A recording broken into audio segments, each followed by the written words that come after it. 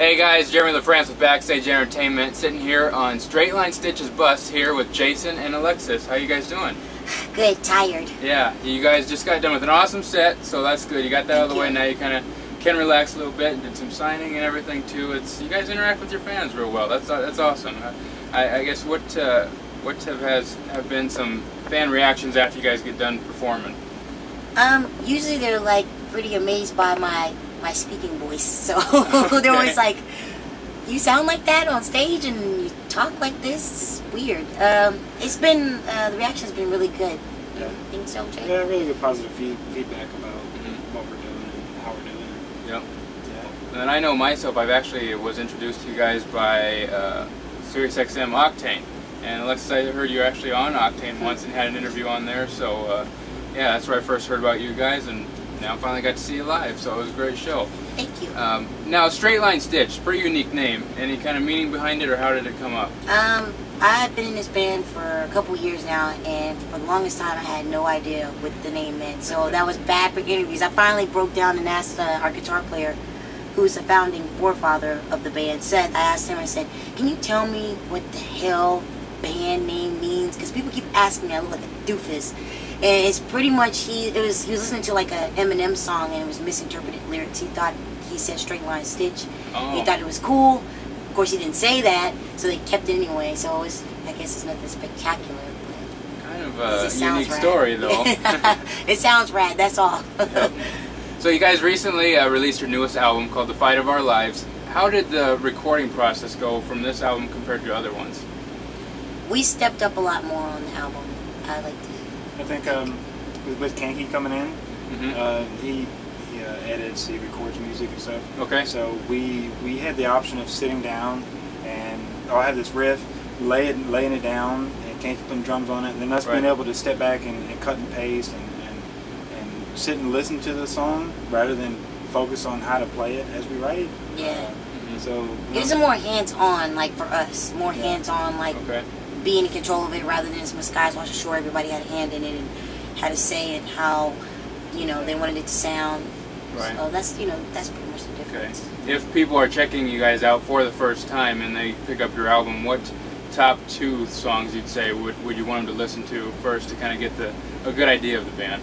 Tear Down the Sky and Laughing in the Review, because Tear Down the Sky is just rad, it's just cool, and then Laughing in a Review because I think it showcases the band's not only my range but like how we seamlessly like go from heavy to melodic like in the blink of an eye. I think it just showcases what makes this band special.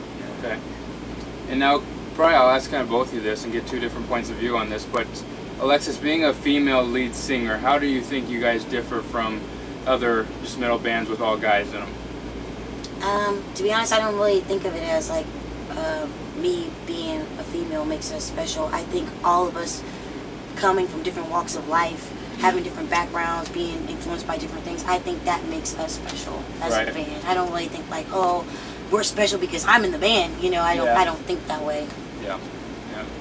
I think it makes us work harder, set ourselves apart from a band with a gimmick. Right. And people here think female-fronted bands, and then they want to compare us to all the other female-fronted bands, and it makes us work harder to define who we are, and to show who we are and what we get. Exactly. We just mentioned you guys were interacting with your fans after the set. Do you guys have a craziest fan story that kind of sticks out in your mind right now, like something a fan did for you, positive or negative?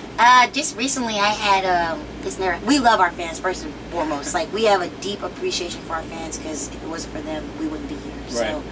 So on Mayhem, we're doing Mayhem. This is an off date.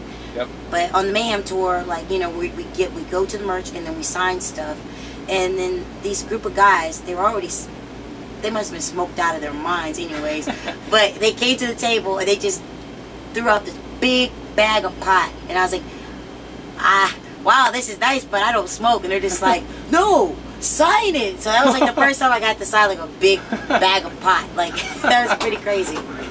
That's pretty good. We'll take a break real quick. Oh Lord, is it hot? Kirk can join us. Oh, no, you're fine.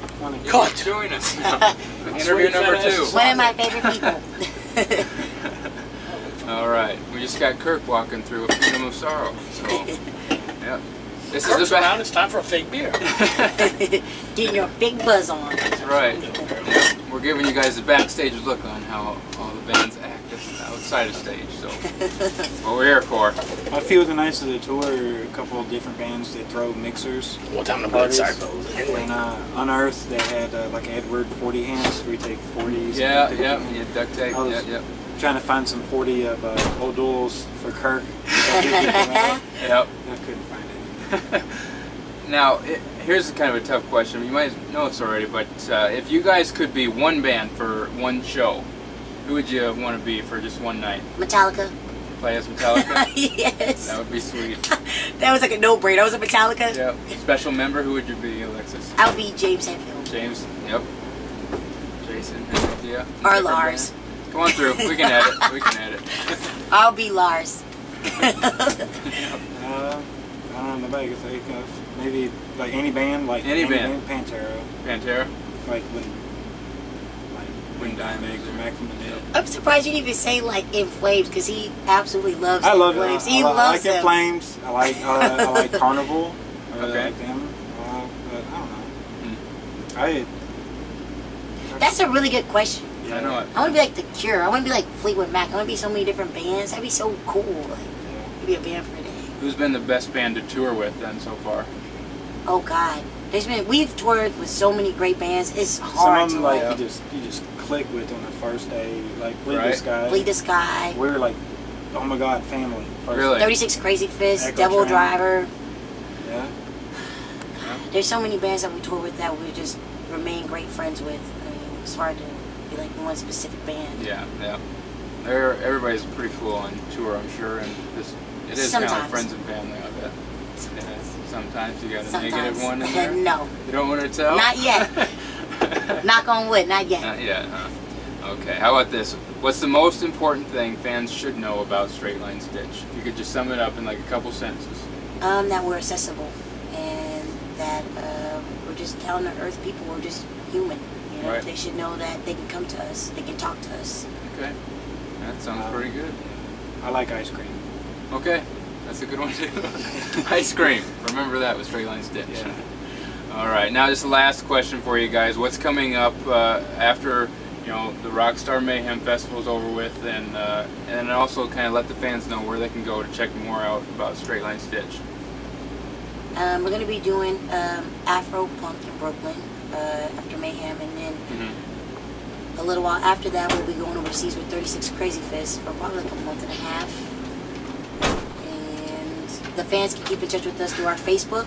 We remain in control of it, so they're actually talking to this guy right here. Say hi, Seth. Hello. But yeah, they're talking to us, so there's no Joe Smo running it. Right. Yeah, and they can hit us up anytime. They ever want to talk to us, ask questions, whatever, we're here. Exactly. All right. Once again, Jason and Alexis from Straight Line Stitch. Go check out their new album, The Fight of Our Lives, in stores now. Check them out, guys. Hey everyone, make sure to like Backstage Entertainment on Facebook to see our photos, to enter yourself into contests for autographed prizes, and other news. Also, make sure to click the subscribe button on YouTube to check out the rest of our videos. And you can find us on Twitter to get updates about what we're doing. For Backstage Entertainment, this is Jeremy Lafrentz. Well, I'm recording now, so go ahead. What? Damn! No. I was telling him not to. I missed it. So you I said did that one time on a phone interview. It's a It was radio like, station. Are we live on the air right now? And it's like, yeah, we got to go real quick. And so, but we're live right now. And it's like, yeah. And I was like, fuck! So I was like, don't do that. Yeah. And you totally just did. That's cool.